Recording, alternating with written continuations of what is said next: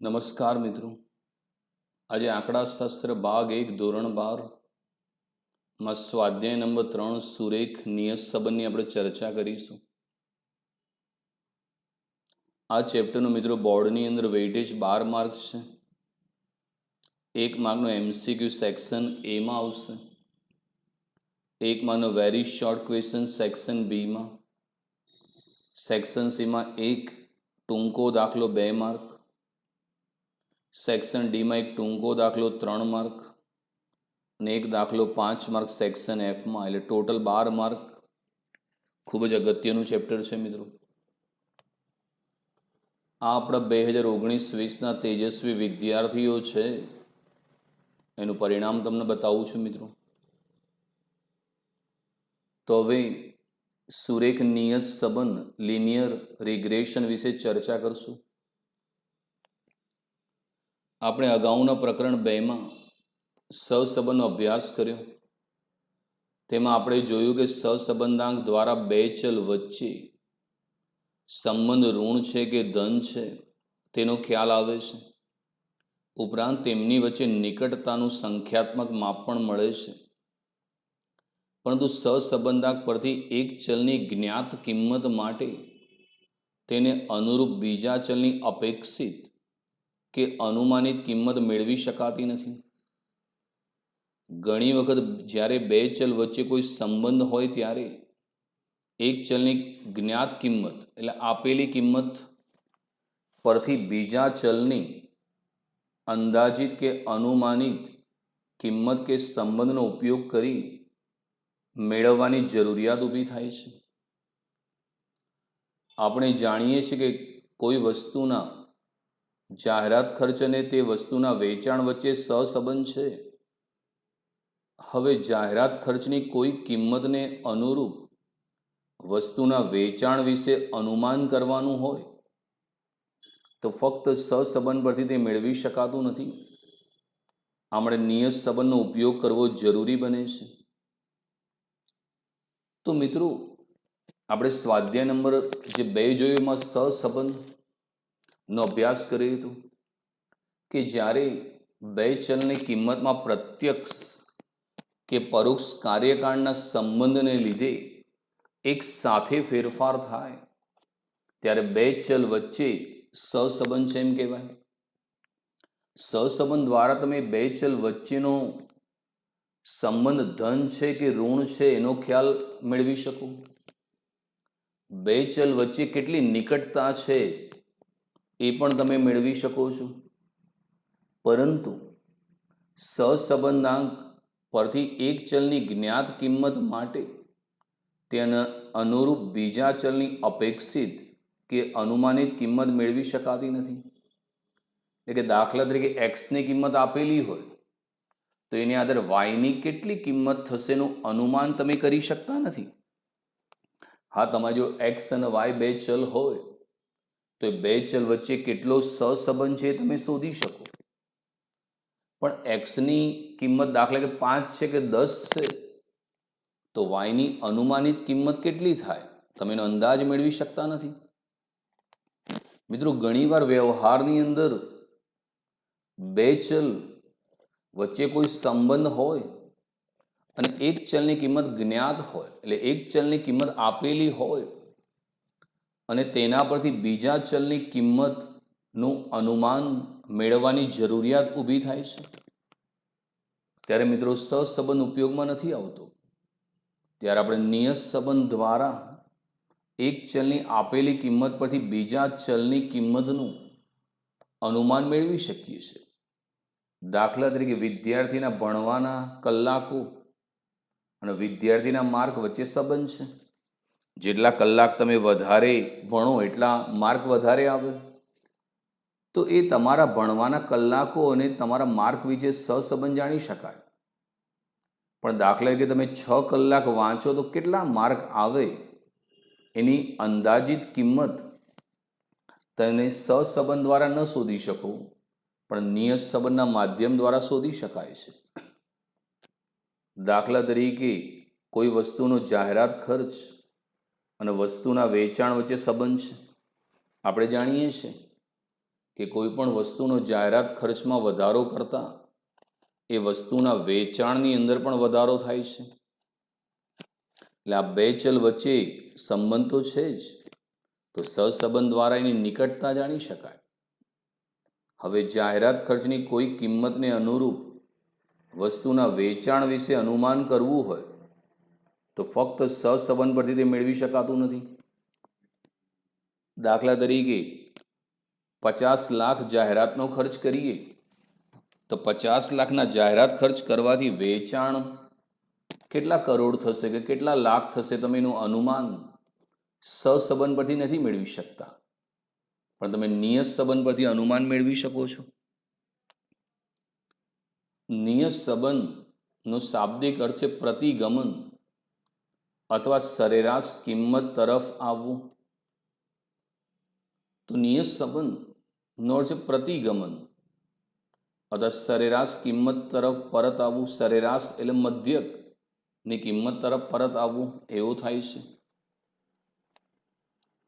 માનવ આનુવંશિકતાના અભ્યાસ દરમિયાન આ યાદ રાખજો, સર ફ્રાન્સિસ ગાલ્ટન નામના આંકડાશાસ્ત્રીએ સૌ પ્રથમ નિયત સંબંધ પદનો ઉપયોગ કર્યો. તો જે મિત્રો સર ફ્રાન્સિસ ગાલ્ટન હતા એ પશ્ચિમના આંકડાશાસ્ત્રી છે. એને સૌ પ્રથમ નિયત સંબંધનો ઉપયોગ કર્યો હતો.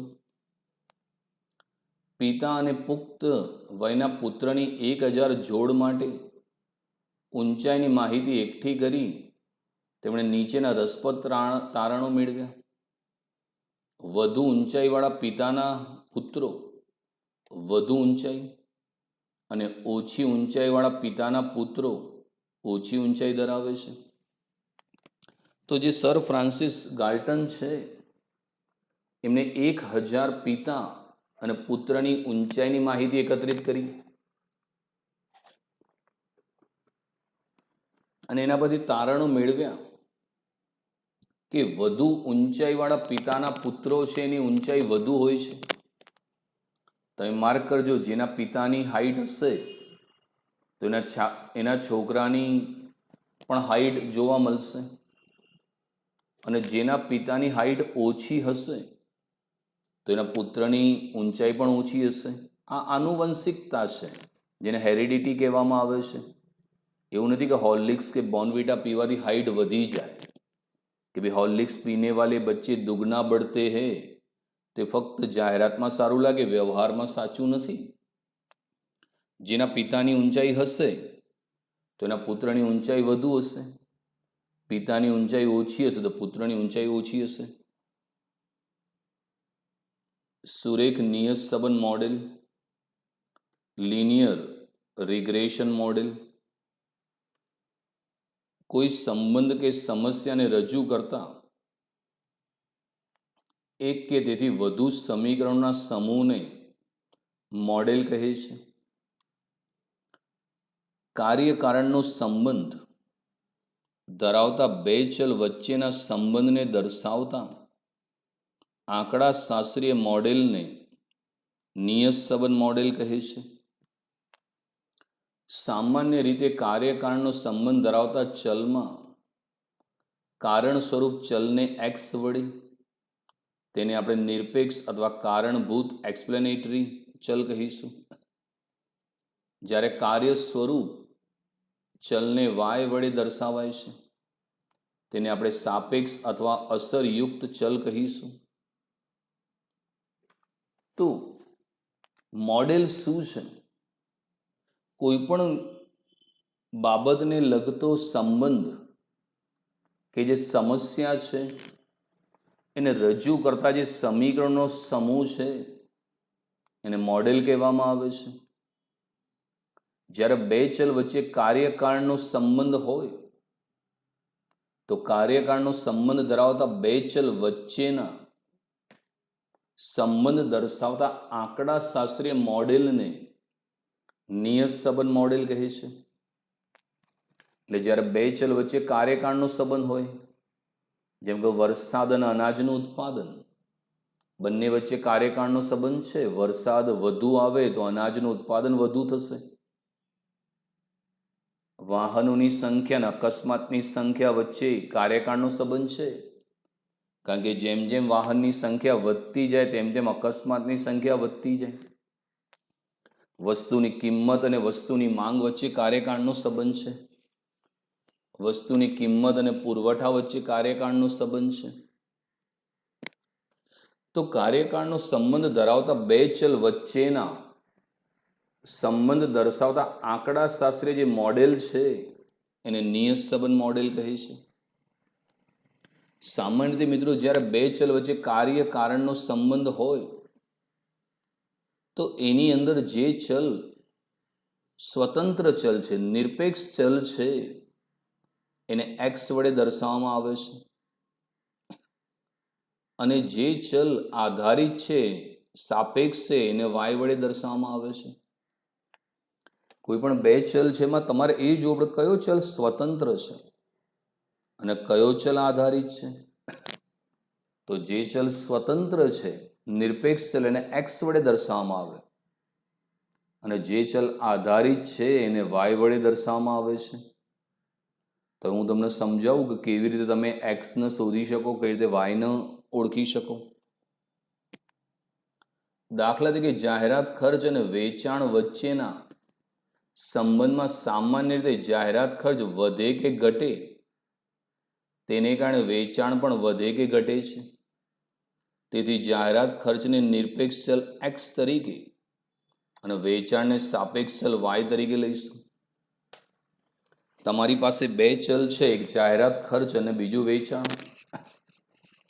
હવે જેમ જેમ મિત્રો જાહેરાતનો ખર્ચ વધતો જાય છે તેમ તેમ વેચાણ વધે, જેમ જેમ જાહેરાતનો ખર્ચ ઘટે તેમ તેમ વેચાણ ઘટે. તો અહીંયા જાહેરાત ખર્ચ છે એ મિત્રો સ્વતંત્ર ચલ છે, નિરપેક્ષ ચલ છે, ઇન્ડિપેન્ડન્ટ વેરિયેબલ છે, એને એક્સ તરીકે લેવામાં આવે.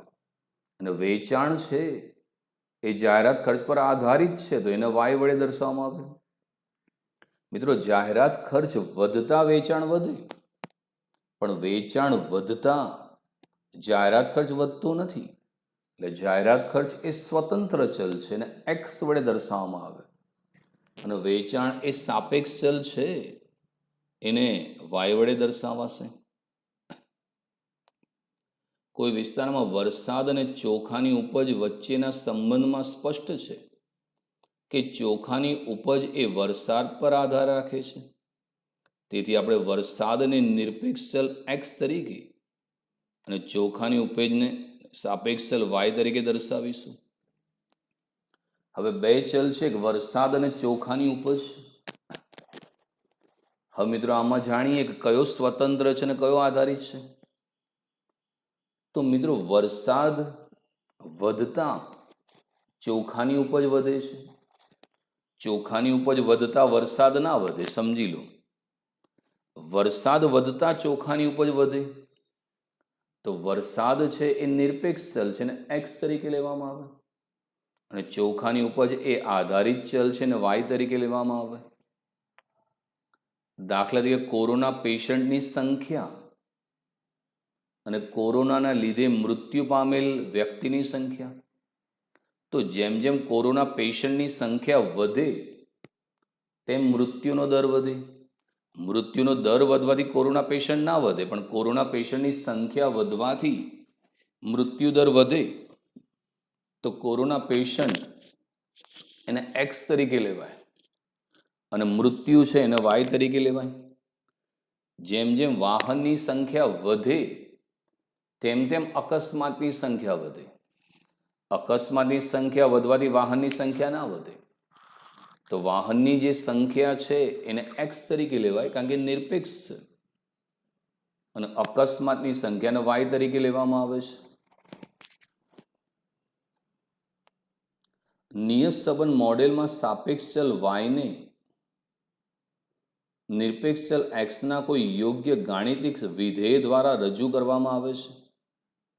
તો સુરેખ નિયત સંબંધ મોડેલ, આ યાદ રાખજો મોડેલ મિત્રો, 1 માર્કમાં પૂછાય છે વારંવાર બોર્ડમાં, કે સુરેખ નિયત સંબંધ મોડેલ.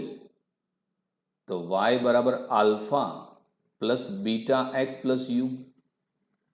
ફરી એકવાર વારંવાર પૂછાતો ક્વેશ્ચન છે બોર્ડમાં. સુરેખ નિયત સંબંધ મોડેલ y બરાબર alpha plus beta x plus you, જ્યાં y છે એ સાપેક્ષ ચલ છે, x નિરપેક્ષ એટલે સ્વતંત્ર ચલ છે, આલ્ફા એટલે અચળાંક, એની કિંમત ઓલરેડી તમને આપેલી હોય, બી એટલે બીટા અચળાંક, એની કિંમત આપેલી હોય, અને યુ એટલે મોડેલનો વિક્ષેપ ડિસ્ટર્બન્સ ચલ, કારણ કે અમુક ચલ મોડેલમાં ડિસ્ટર્બન્સ પણ લાવતા હોય છે. તો સુરેખ નિયત સંબંધ મોડેલ y બરાબર alpha plus beta x plus u, x એ નિરપેક્ષ ચલ એટલે સ્વતંત્ર ચલ, y સાપેક્ષ ચલ એટલે આધારિત ચલ, આલ્ફા એટલે અચળાંક, બીટા એટલે અચળાંક, યુ એટલે મોડેલનો વિક્ષેપ. હવે નિયત સંબંધની વ્યાખ્યા લઈએ. તો બે સંબંધિત ચલો વચ્ચેના વિધેયાત્મક સંબંધને નિયત સંબંધ કહે છે. એટલે બે સંબંધિત ચલ, એક નિરપેક્ષ ચલ અને એક સાપેક્ષ ચલ. નિરપેક્ષ એટલે સ્વતંત્ર ચલ, એને એક્સ તરીકે લેવામાં આવે. સાપેક્ષ ચલ જેને આધારિત ચલ એને વાય વચ્ચે લેવામાં આવે. અને જ્યારે બે ચલ વચ્ચે નો વિધેયાત્મક સંબંધ જાણવો હોય તો એ નિયત સંબંધ દ્વારા જાણી શકાય. બે સંબંધિત ચલ, સંબંધ એટલે બંને વચ્ચે કાર્યકાળનો સંબંધ હોવો જોઈએ. તો બે સંબંધિત ચલો વચ્ચેના વિધેયાત્મક સંબંધને નિયત સંબંધ કહે છે. સુરેખ નિયત સંબંધ લિનિયર કોરિલેશન. બે સહસંબંધિત ચલો વચ્ચેના ગાણિતિક કે વિધેયાત્મક સુરેખ સંબંધ જેના દ્વારા નિરપેક્ષ ચલની કોઈ આપેલી જ્ઞાત કિંમત માટે તેને અનુરૂપ સાપેક્ષ ચલની કિંમતનું અનુમાન થઈ શકે તેને સુરેખ નિયત સંબંધ કહે છે. તો જ્યારે મિત્રો બે સહસંબંધિત ચલો, તો જ્યારે બે ચલ વચ્ચે કાર્યકાળનો સંબંધ હોય તો એ સહસંબંધિત ચલો છે. તો એ બે સહસંબંધિત ચલો વચ્ચેનો ગાણિતિક કે વિધેયાત્મક સુરેખ સંબંધ જેના દ્વારા નિરપેક્ષ ચલની કોઈ આપેલી કિંમત માટે, એટલે એક્સની કોઈ કિંમત આપેલી હોય તેને અનુરૂપ સાપેક્ષ ચલની કિંમતનું અનુમાન થઈ શકે તેને સુરેખ નિયત સંબંધ કહે છે. દાખલા તરીકે તમને એક્સ અને વાયના ચલ આપેલા હોય કે એક્સ 1 હોય ત્યારે વાય 10 છે, 2 હોય ત્યારે 20 છે, 3 હોય ત્યારે 30 છે, 4 હોય ત્યારે 40 છે, 5 હોય ત્યારે 50 છે. એમ બે ચલ હોય, તમે બે ચલ વચ્ચે ગાણિતિક સંબંધ છે. હવે તમને કીધું ભાઈ એક્સ બરાબર 7 હોય તો વાયની અનુમાનિત કિંમત કેટલી થાય? તો એક્સની આપેલી કિંમત માટે વાયની કિંમતનું અનુમાન કરવાની પદ્ધતિને સુરેખ નિયત સંબંધ કહે છે. તો આ સુરેખ નિયત સંબંધ છે મિત્રો.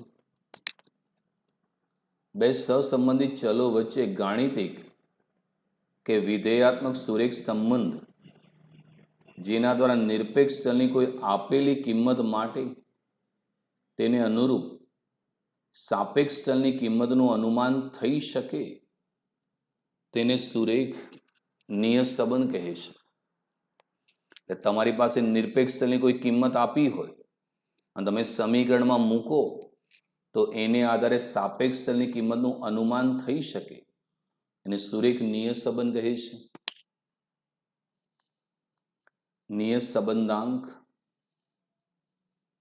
નિરપેક્ષ ચલની કિંમતમાં એક એકમ ફેરફાર કરવાથી સાપેક્ષ ચલની કિંમતમાં થતો અંદાજિત ફેરફાર તેને નિયત સંબંધ રેખાનો ઢાળ પણ કહે છે. નિરપેક્ષ ચલ જેને આપણે એક્સ કહીએ છીએ, સ્વતંત્ર ચલ. મિત્રો નિરપેક્ષ ચલની કિંમતમાં એક એકમનો આપણે ફેરફાર કરીએ તો એને આધારે સાપેક્ષ ચલની કિંમતમાં કેટલો અંદાજિત ફેરફાર થાય છે એને નિયત સંબંધાંક કહે છે. તેને નિયત સંબંધ રેખાનો ઢાળ પણ કહે છે. તો નિરપેક્ષ ચલની કિંમતમાં એક એકમનો ફેરફાર કરવાથી સાપેક્ષ ચલની કિંમતમાં થતો અંદાજિત ફેરફાર ને નિયત સંબંધાંક અથવા નિયત સંબંધ રેખાનો ઢાળ પણ કહે છે. તો આ ત્રણમાંથી મિત્રો જનરલી એક વ્યાખ્યા બોર્ડની અંદર પૂછી શકાય. ફરી એકવાર રિપીટેશન થવું જોઈએ. નિયત સંબંધ અને થિયરી મિત્રો કરવાની ફાયદો થાય. ઘણા બધા વિદ્યાર્થીઓ આખું વર્ષ દાખલા જ ગણે છે અને પછી છેલ્લે ટેન્શન લઈને થિયરી તૈયાર કરવા બેસે છે. આવું ક્યારેય પણ નહીં કરવાનું. બે સંબંધિત ચલો વચ્ચેના વિધેયાત્મક સંબંધને નિયત સંબંધ કહે છે. સુરેખ નિયત સંબંધ. બે સહસંબંધિત ચલો વચ્ચેના ગાણિતિક કે વિધેયાત્મક સુરેખ સંબંધ જેના દ્વારા નિરપેક્ષ ચલની કોઈ આપેલી કિંમત માટે તેને અનુરૂપ સાપેક્ષ ચલની કિંમતનું અનુમાન થઈ શકે ને સુરેખ નિયત સંબંધ કહે છે. નિરપેક્ષ ચલની કોઈ કિંમત x હોય તો એને આધારે y કેટલો થશે એનું અનુમાન થઈ શકે ને સુરેખ નિયત સંબંધ કહે છે. નિયત સંબંધાંક. નિરપેક્ષ ચલની કિંમતમાં એક એકમ ફેરફાર કરવાથી સાપેક્ષ ચલની કિંમતમાં થતો ફેરફાર એને નિયત સંબંધાંક કહે છે. તેને નિયત સંબંધ રેખાનો ઢાળ પણ કહે છે.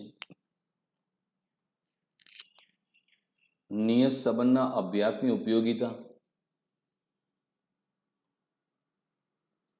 તો ઉપયોગિતાની અંદર પહેલું છે બે સહસંબંધિત ચલો વચ્ચેના વિધેયાત્મક સંબંધ જાણી શકાય છે. તો નિયત સંબંધનો ફાયદો એ છે, એની ઉપયોગિતા એ છે કે બે સહસંબંધિત ચલો એટલે કે જે બે ચલ વચ્ચે કાર્યકાળનો સંબંધ છે એની વચ્ચે કયો વિધેયાત્મક સંબંધ છે, ધન છે, ઋણ છે, એના વિશે તમે જાણી શકો છો. બીજું છે એક વખત વિધેયાત્મક સંબંધ પ્રસ્થાપિત થઈ જાય ત્યાર પછી નિરપેક્ષ ચલ એક્સની જ્ઞાત કિંમત પરથી સાપેક્ષ ચલ વાયનું અજ્ઞાત કિંમતનું અનુમાન મેળવી શકાય છે. એટલે એક વખત તમે બંને ચલ વચ્ચે વિધેયાત્મક સંબંધ શોધી શકો ત્યારબાદ જે નિરપેક્ષ ચલ છે એક્સ એને આધારે વાયની કિંમતનું અનુમાન મેળવી શકો છો કે ભાઈ એક્સ બરાબર આટલા હોય તો વાયની કિંમત આટલી અંદાજિત થઈ શકે. તમે એનું અનુમાન મેળવી શકો છો. સહસંબંધ પરથી અનુમાન નથી મેળવી શકતા, પણ નિયત સંબંધની અંદર એક ચલની આપેલી કિંમત પરથી તમે બીજા જે કિંમત છે એનું અનુમાન મેળવી શકો છો. આ ઉપરાંત ત્રીજું છે આપણે નિરપેક્ષ ચલ એક્સની કિંમતમાં થતા એકમ ફેરફારથી ચલ વાયમાં થતો અંદાજિત ફેરફાર જાણી શકાય. તો નિયત સંબંધનો ફાયદો એ છે કે તમે એક્સની કિંમતમાં એક એકમનો ફેરફાર કરો છો તો તેને લીધે વાયની કિંમતમાં કેટલો ફેરફાર થયો એનું અનુમાન તમે મેળવી શકો કે ભાઈ એક્સના એક એકમમાં ફેરફાર કરવાથી વાયની કિંમતમાં આટલો ફેરફાર થયો તમે જાણી શકશો. નિયત સંબંધ રેખા પરથી સાપેક્ષ ચલની અનુમાનિત કિંમત શોધવામાં થતી ભૂલ જાણી શકાય. તો ઘણી વખત એવું થતું હોય કે તમે જ્યારે નિયત સંબંધ રેખા તૈયાર કરો છો તો એની અંદર કોઈ સાપેક્ષ ચલ છે જેને આપણે વાય કહીએ છીએ એની અનુમાનિત કિંમત એટલે કે અંદાજિત કિંમત શોધવામાં કોઈ ભૂલ, ત્રુટિ, એરર થઈ હોય તો જાણી શકાય કે ભાઈ ગણતરીમાં ક્યાં ભૂલ થઈ છે. તમે એનો અંદાજ સરળતાથી મેળવી શકો છો. અર્થશાસ્ત્રીઓ, આયોજનકારો, ધંધાર્થીઓ, વહીવટકર્તાઓ, સંશોધનકારો વગેરેને નિયત સંબંધ ખૂબ જ ઉપયોગી બને છે. તો મિત્રો જુદા જુદા અર્થશાસ્ત્રીઓ છે એ સરકારને ઉપયોગી માહિતી માટે નિયત સંબંધનો ઉપયોગ કરે છે કે ભાઈ આટલી કિંમત હોય તો માંગ કેટલી હશે તો એનો અંદાજ લખી શકે. જુદા જુદા આયોજન કરનારાઓ ધંધાર્થીઓ છે કે ભાઈ આટલી જાહેરાત ખર્ચ કરવાથી આટલું વેચાણ થશે, અંદાજ લઈ શકે. જુદા જુદા વહીવટકર્તાઓ, સંશોધનકારો માટે નિયત સંબંધ ખૂબ જ ઉપયોગી છે. તો નિયત સંબંધની ઉપયોગિતા, તો નિયત સંબંધ પરથી ચલ વચ્ચેનો વિધેયાત્મક સંબંધ જાણી શકાય છે.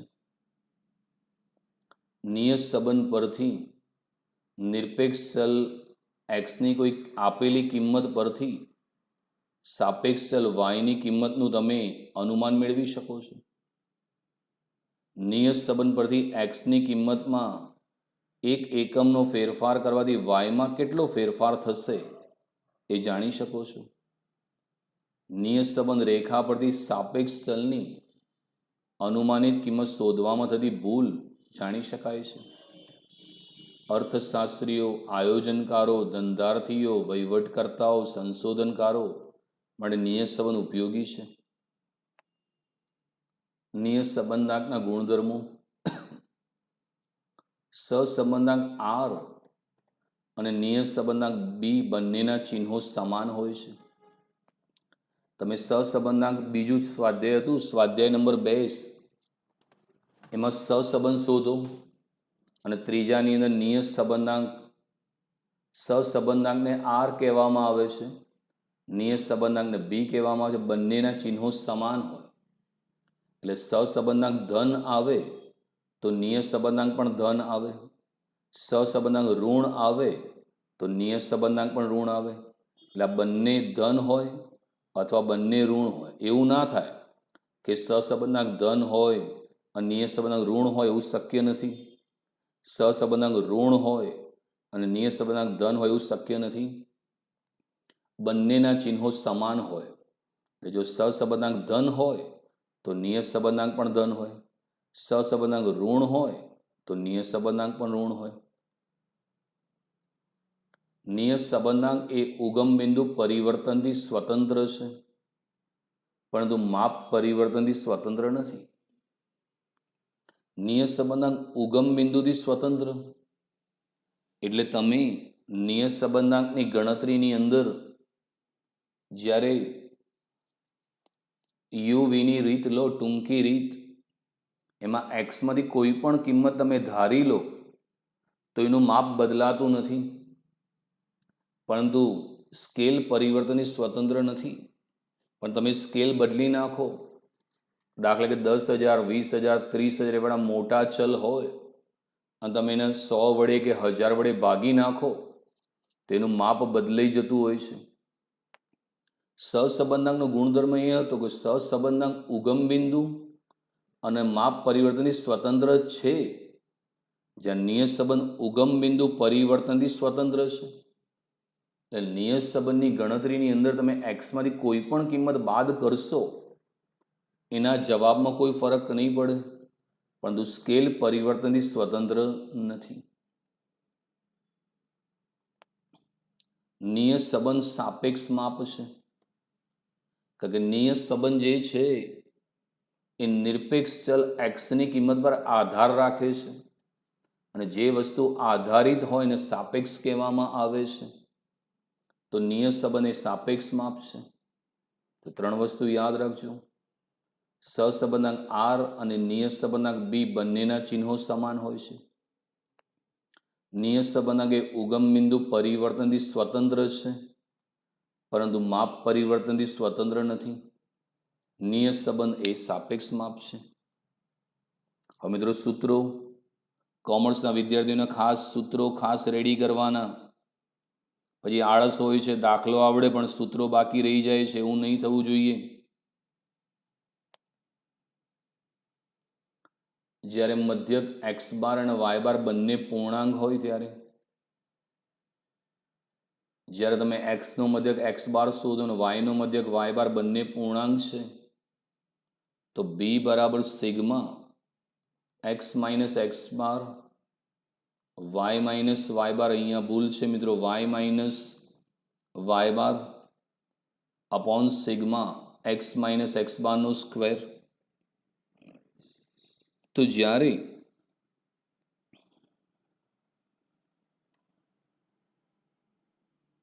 મધ્યક એક્સ બાર અને વાય બાર પૂર્ણાંક હોય તો સૂત્ર થાય sigma x minus x bar minus Y minus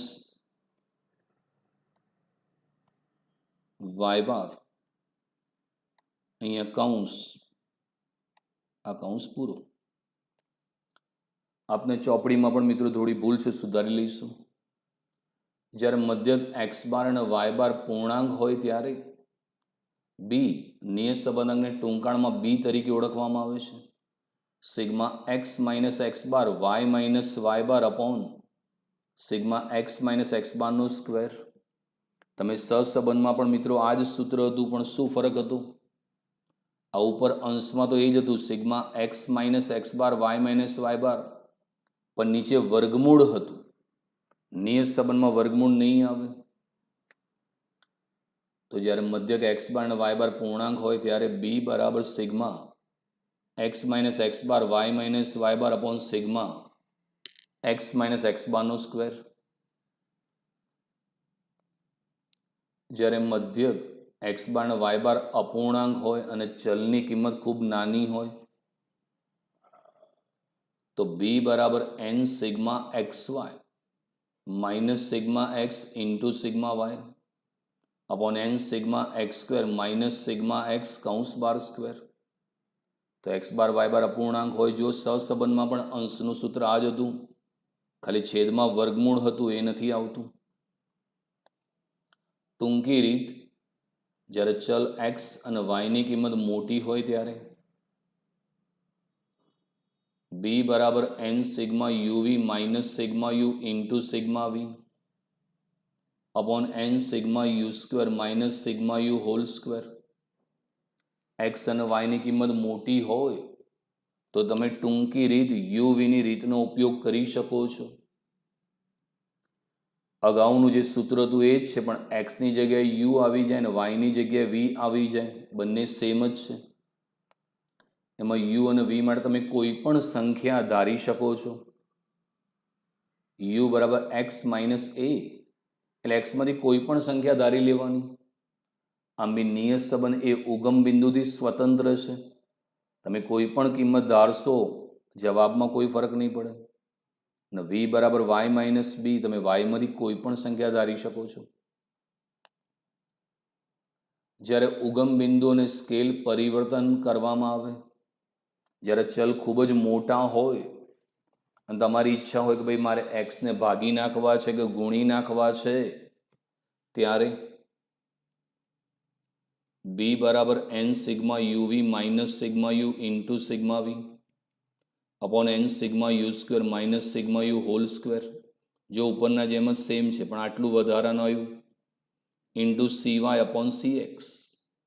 सी वाय એટલે ક્લાસ લેન્થ ઓફ વાય, વાયની વર્ગ લંબાઈ, અને સી એક્સ એટલે એક્સની વર્ગ લંબાઈ. અહીંયા યુ બરાબર એક્સ માઇનસ એ अपॉन सी एक्स. એટલે યુનું તમે જ્યારે કોલમ બનાવો તો એક્સમાંથી કોઈ પણ સંખ્યા ધારી લેવાની અને ભાગ્યા સી એક્સ, એક્સની લંબાઈ વડે ભાગી નાખવાના. જેમ કે 10, 20, 30, 40, 50 હોય તો 10ની લંબાઈ તો ભાગ્યા 10 કરી દેવાનું. 1000, 2000, 3000, 4000 તો 1000ની લંબાઈ તો 1000 વડે ભાગી નાખવાનું. વી બરાબર y minus b upon c y. વાયમાંથી કોઈ સંખ્યા ધારી લેવાની અને વાયની વર્ગ લંબાઈ વડે ભાગી નાખવાનું.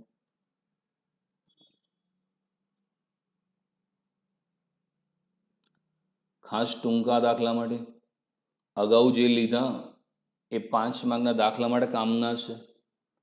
હવે આની જે ચર્ચા કરું છું એ 3 માર્ક આપશે તમને. જ્યારે સહસંબંધના તમને આર દાખલામાં આપેલો હોય, એક્સનું પ્રમાણિત વિચલન એસ એક્સ આપેલું હોય, વાયનું પ્રમાણિત વિચલન એસ વાય આપેલું હોય. પ્રમાણિત વિચલન તમે 11માં ભણેલા, એને સ્ટાન્ડર્ડ ડેવિએશન એટલે એસ તરીકે ઓળખવામાં આવે. એક્સનું પ્રમાણિત વિચલન એને એસ એક્સ કહેવાય અને વાયનું પ્રમાણિત વિચલન standard deviation of y s y કહેવામાં આવે. તો બી બરાબર આર ગુણ્યા s y upon s x. આ ટૂંકા દાખલામાં મોસ્ટ પૂછાતો દાખલો છે. તો ટૂંકા દાખલા માટે છે. જ્યારે સહવિચરણ આપેલા હોય, સહવિચરણ જેને આપણે કોવેરિયન્સ કહીએ છીએ, બી બરાબર covariance of x y upon s x square, સહવિચરણ જેને કોવેરિયન્સ ઓફ એક્સ વાય ત્યારે અપોન એસ એક્સ સ્ક્વેર, એટલે એક્સનું વિચરણ, પ્રમાણિત વિચલનને એસ કહેવાય અને વિચરણ એને એસ સ્ક્વેર કહેવામાં આવે. તો સહવિચરણ આપેલું હોય ત્યારે બી બરાબર COV એક્સ વાય એટલે કે covariance of x y upon s x square. જ્યારે દાખલામાં એની કિંમત શોધવી હોય તો એ બરાબર y bar minus b x bar.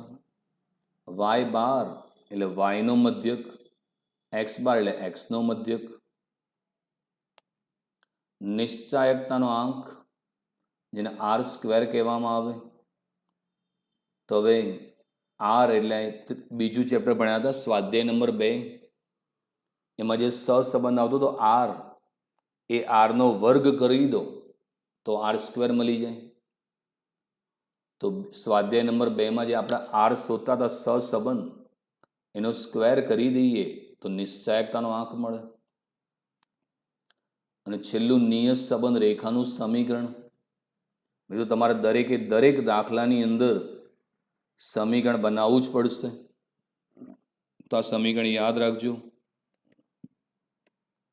Y cap બરાબર a વત્તા bx.